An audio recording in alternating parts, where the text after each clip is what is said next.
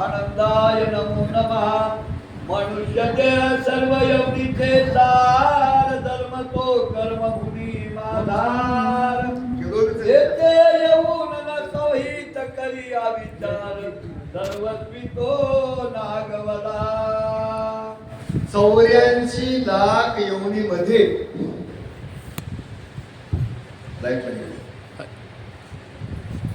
84 लाख योनीमध्ये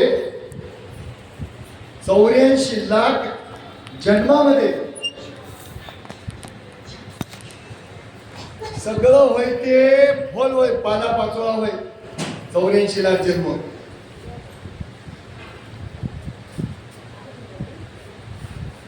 चौऱ्याऐंशी लाख जन्म होत ते काय होय? पाला पाचोळा होय. त्याला काय म्हणाव हनुमान? त्याला तर्क म्हणाव, तर्क म्हणाव, ताक म्हणाव त्याला. आणि त्याच्यामधून घुसळून काढलेलं लोणी आणि लोण्यामधून कडवून काढलेलं तूप काय व्हायचं म्हणलं तर 84 लाख जन्मामध्ये माणसाचा जन्म होतो.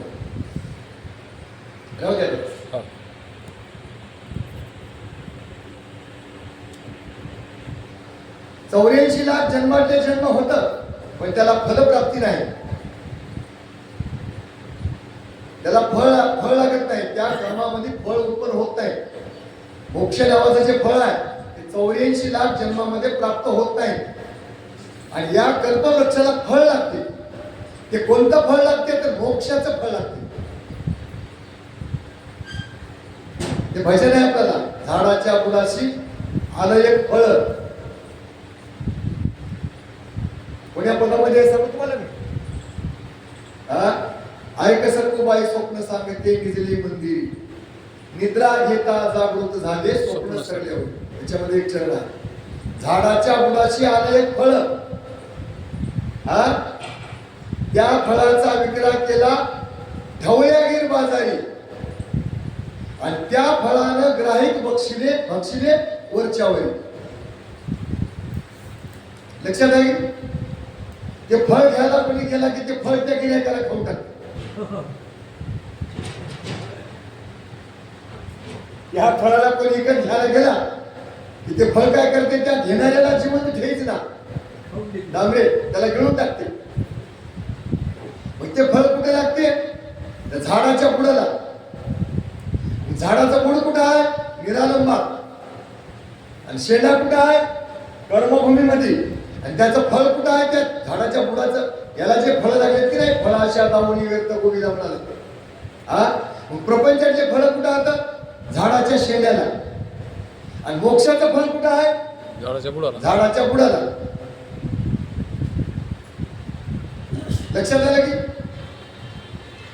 मग हे सर्व यवनीचं सार जन्म कर्मभूमीमध्ये माझा.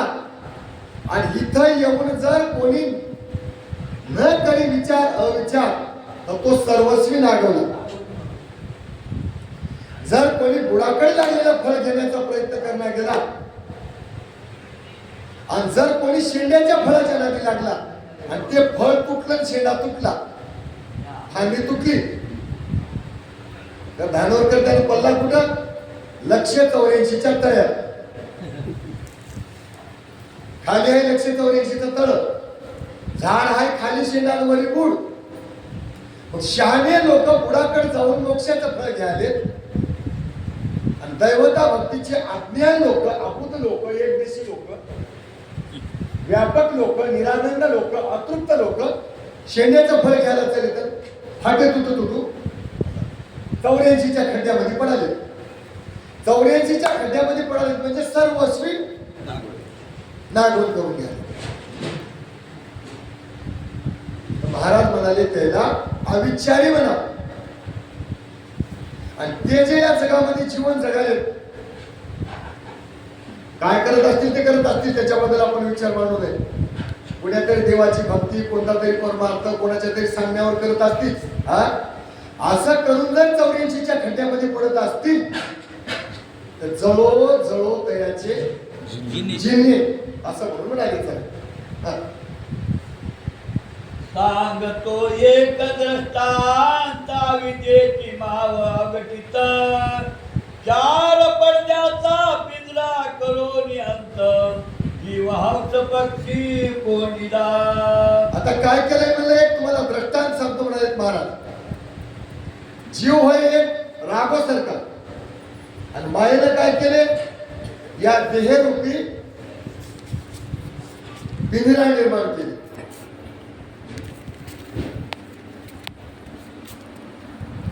काय निर्माण केले,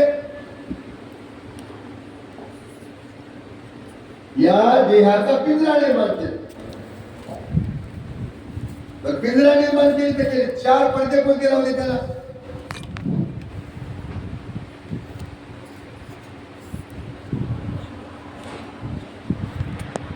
4 पडद्याचा पिंजरा कोणता लावला. याला स्थूल सूक्ष्म कारण महाकारण 4 पडद्याचा पिंजरा लावला. कर्म विकार दिव्य ब्रह्मसृष्टीच्या 4 पडद्याचा पिंजरा लावला. आणि पिंजरा लावून याला जीवाला काय केलंय, हुन्नर करून आणून त्या पिंजऱ्यामध्ये ठेवले. आणि त्या पिंजऱ्यामध्ये ठेवून याच्या पाठीमागे जन्म मरणाची वेळ झाला लावून दिली. अशी हुन्नर केली मायेनं, जेणेकरून यानं बुडाकडे जाऊ नये, याला मोक्ष प्राप्त होऊ नये, यानं मुक्त होऊ नये. त्याच्यासाठी इथे एवढा बाजार भरून ठेवलाय. म्हणून सांगायला बाळाचा 9 दरवाजे 10वी खिडकी दान, भ्रांती भुलीचे कवाडे करून, अक्षरे शिकवी मिटू मिटू म्हणून, उलटे ज्ञान शिकवती. आता ना या देहाला किती केले, या स्थूल देहाला 9 दरवाजे केले. डोळ्यानं बघणे, कानानं ऐकणे, वाचन बोलणे, नाकानं श्वास, घ्राणानं श्वास घेणे, लिंगानं मन विसर्जन करणे, दुधानं मन विसर्जन करणे, 9 दरवाजे ठेवले. 10वी खिडकी येण्या जाण्यासाठी ठेवली. या पिंजऱ्यामध्ये याला आणून ठेवलं. आणि जे करायला पाहिजे ते ज्ञान सांगणार, जे नको करायला पाहिजे ते ज्ञान, उलट ज्ञान या पिंजऱ्यामध्ये या राहुला शिकविलं. निघून जायचं ज्ञान शिकविना, अडकून पडायचं ज्ञान शिकविलं. कवाडा लावणार का भुलीची आणि भ्रांतीची. आणि त्याला भ्रांतीचे आणि भुलीचे कवाडं लावून टाकलं. भ्रांत म्हणजे काय करायला कळणार, आणि भूल म्हणजे मी कोण्या वाटेल चलाव, गावाकडे चलाव की गाव सोडून 1000 रुपये दुसरीकडे चलाव. भूल आपल्या देशाकडे जायची वाट गेली भुलून, आणि 84च्या देशामध्ये जायची वाट लागली या जीवाला. आणि याला वाटायला मी माझ्या गावाकडे चला. बघा, काही लोकांना वाटायला मी देवदेवच करायला, ते करायला भ्रांतीमध्ये भुलीमध्ये हे 2 तर्क लावून टाकले, आणि पिंजऱ्यामध्ये राहुला करून टाकले. आता याला त्या पिंजऱ्याच्या बाहेर पडाव तर याला खरं खोटं कळावं. यानं काय पिंजऱ्याच्या बाहेर पडणार का, जगन्नाथ पाटील पडते काय? कारण का आपली परंपराच पिंजऱ्यामध्ये आहे, आपली खानदानच पिंजऱ्यामध्ये आहे. वाटते हो मी देवदेव करावा म्हणून. पण सगळ्याच गोष्टी सगळ्याच बोलता येणार, आणि एकच गोष्ट रोज बोलता येणार. कशाला तरी देव म्हणायचं, आणि कशाला तरी त्याची पूजा करायची, आणि मी परमार्थ करावं म्हणायचं. हे भ्रांती भुलीचे पडदे लावले. खरा परमार्थ आपल्याला कळूच दिला नाही, दिसूच दिला नाही. आणि कोणी बघण्याचा प्रयत्न केला तर त्याला बाजूला काढलं,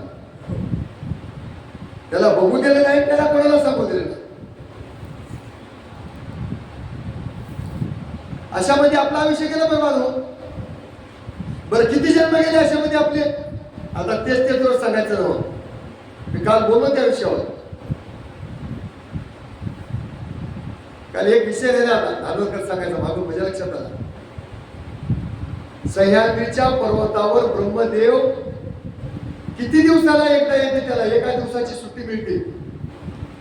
आणि ते तुम्हाला डिटेल बघायचं असेल तर कोणती मूल्यावर तुम्हाला मी गुगलवर देऊन टाकेन. त्याचं एका आळंदीमध्ये चिंतन करणाऱ्या उच्च पराकोटीच्या वारकऱ्यांचा हिशोब सांगितला. ब्रह्मदेवाला कधी सुट्टी मिळते या सृष्टीचा 100 वाऱ्या प्रलय व्हावा लागतो. बरोबर, इतकं सोपं समजू नका. आपलं आयुष्य असं फुकट घालायचंच नसते. हे दत्तात्रय प्रभूच्या प्राप्तीचं त्याच्या बरोबरीचं आयुष्य आहे आपलं. या आयुष्याच्या साधनानं देव कमीता येते. या सृष्टीचा 100 वाऱ्या प्रलय व्हावा तेव्हा ब्रह्मदेवाला एक दिवस होती. आणि असा ब्रह्मदेव सह्याद्रीच्या पर्वतावर 56 वारे आला. तर कधी आला असेल देव? त्याच्या आधी आपण आले. आपली अद्याप सुद्धा सुटका झाली नाही. का सुटका झाली नाही? सुटका झाली अशी तर आपण इथे येत नव्हत्या. आणि म्हणून मग मुनी म्हणलाय काही केल्यानं सुटका होईना. काही केल्यानं सुटका होईना, काय करू आता? आता कोणाला शरण मी जाऊ देवा तुमच्यासाठी?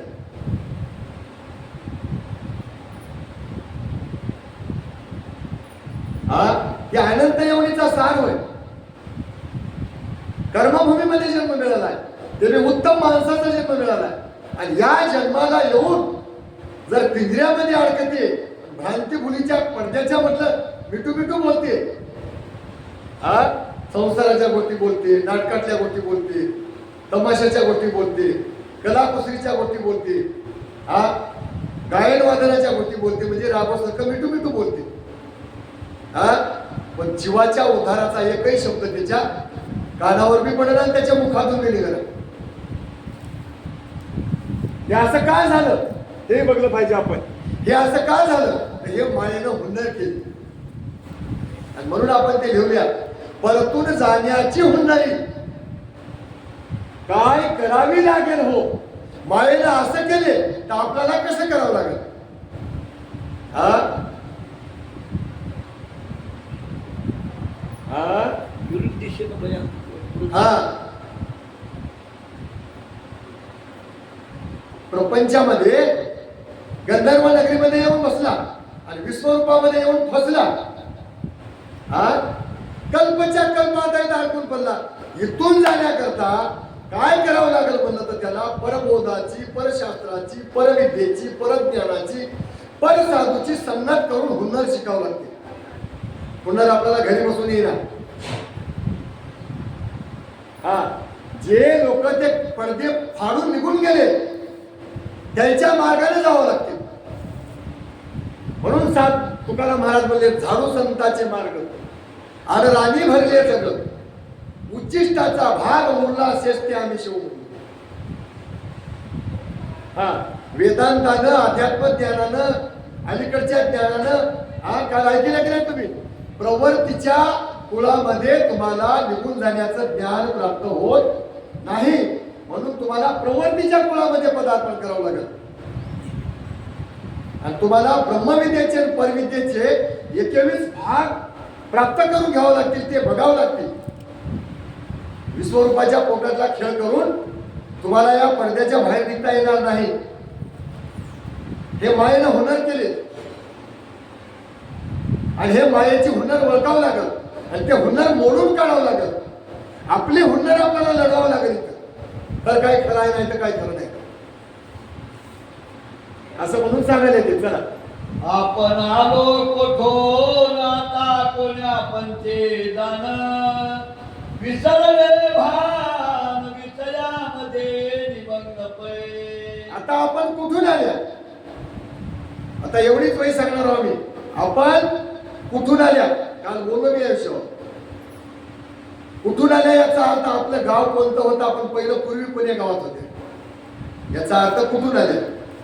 आता आम्ही कुठून आल्या? इथं आम्ही दोघं चौघजण आल्या. कुठून आल्या? आम्ही नांदेड जिल्ह्यातून आल्या. हा तसं मूळचा आपला जिल्हा कोणता होय, आपला देश कोणता होय, ते ठिकाण आपल्याला माहित राहू. आपण आल्या कुठून, कुठं आल्या, तिथली प्रक्रिया काय, इथली प्रक्रिया काय, दोन प्रक्रियेतला माणसाला भेद कळावं. सांगू का तुम्हाला? मी चांगली गोष्ट सांगायला होतं, माझ्या ध्यानात आली गोष्ट सांगायला.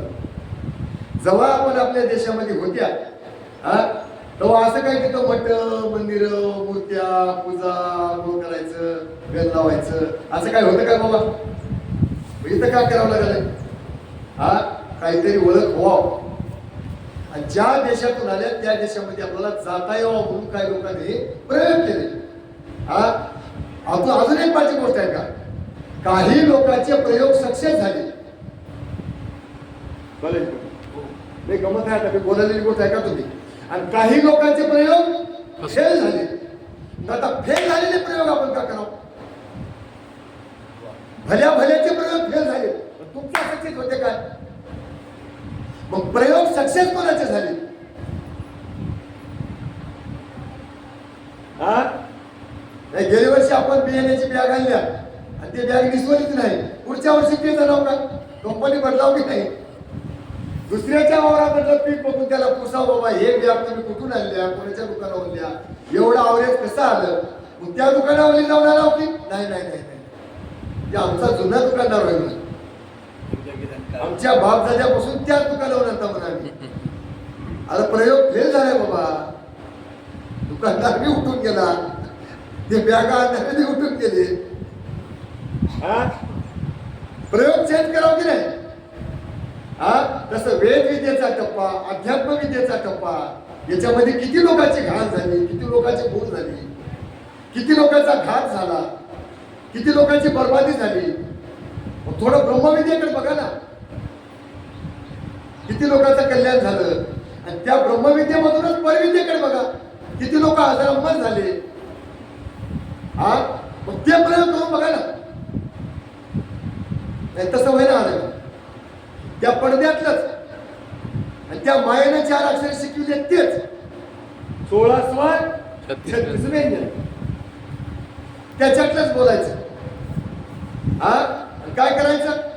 हुशारी करणं वाटते, चाणाक्षीपणा करणं वाटते, लोकांना बनवायला वाटते, मला बनवायचं जमायला वाटते, मला भजन आलंय, मला कीर्तन आलंय, मला भाषण करता आलंय वाटते. शब्द पंडिताचं ज्ञान होईल, याला मंडूक भाषण म्हणतात. जसं पावसाळ्यामध्ये बेडकं चिखलामध्ये आणतात, तसं प्रपंचाच्या चिखलात बसवून बेडकाने आणण्यासारखं व्हायचं. ऐकणाऱ्याचंही कल्याण नाही आणि सांगणाऱ्याचंही कल्याण नाही. का तर त्या पडद्याच्या मनात व्हायचं.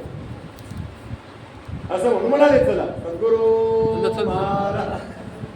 चल ऐकू द्या की त्याने माझा आवाज बसला बसला नाही आता बरं चालला. राहू दे त्याला बंद करून चालू.